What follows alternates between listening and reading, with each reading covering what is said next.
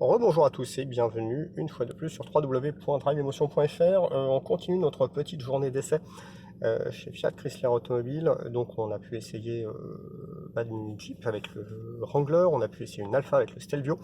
Juste avant ici, là tout à l'heure, nous avions une Fiat Panda GNV. Et alors là, c'est le grand écart puisqu'on est dans un Jeep Grand Cherokee Trackhawk. Donc le Trackhawk, c'est la version au-dessus du SRT.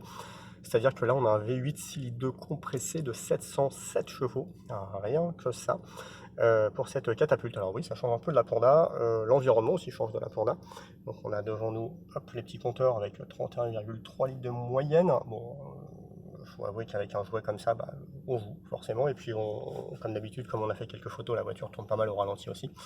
Bref, c'est pas la voiture la plus économique du monde. Par contre, pour ce qui est des sensations, elle ne craint pas grand monde.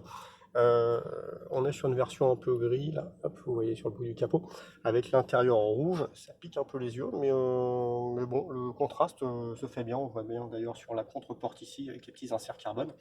Donc une auto forcément très très sympa. Bon, l'écran, vous connaissez ça, les commandes de clim, et puis ici on a un petit commodo qui va nous permettre de changer les drive modes, et puis d'adapter, de customiser si on le souhaite chacun des paramètres. Donc par exemple si je veux aller hop, ici je suis en auto, alors on voit sur l'écran, ça se met, donc transmission en mode rue, alors, comprenez route, hein, on n'est pas à la rue. Les palettes sont désactivées, etc., etc. La suspension est sport, donc quand elle est en mode sport, c'est pas archi confortable, forcément, c'est pas le but.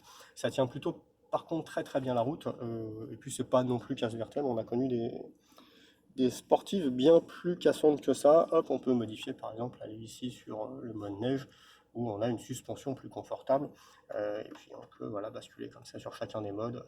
Là on est en sport, on peut passer carrément en mode piste, et puis on peut customiser si on veut chacun des paramètres. Donc voilà, c'est quand même technologiquement bien abouti. On est sur une auto qui est lourde mais qui ne fait pas trop sentir, même sur des petites routes de campagne. Alors je ne parle pas que de la puissance, mais même en châssis, elle n'est pas trop lourde du nez. C'est évidemment pas une ballerine, mais franchement ça le fait. Et puis forcément on a un V8 6 litres 2, je l'ai dit, avec le compresseur. Donc le bruit, hop,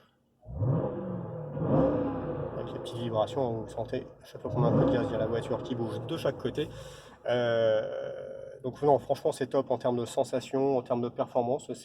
Voilà, Jeep a complètement lâché la rampe. Ils se sont fait plaisir, ils nous ont fait plaisir. C'est en tout cas un très très bel exercice. On vous partagera dans le petit article quelques photos aussi, puis nos sensations plus complètes. Voilà, pour retrouver tout ça comme d'habitude sur www.driveemotion.fr.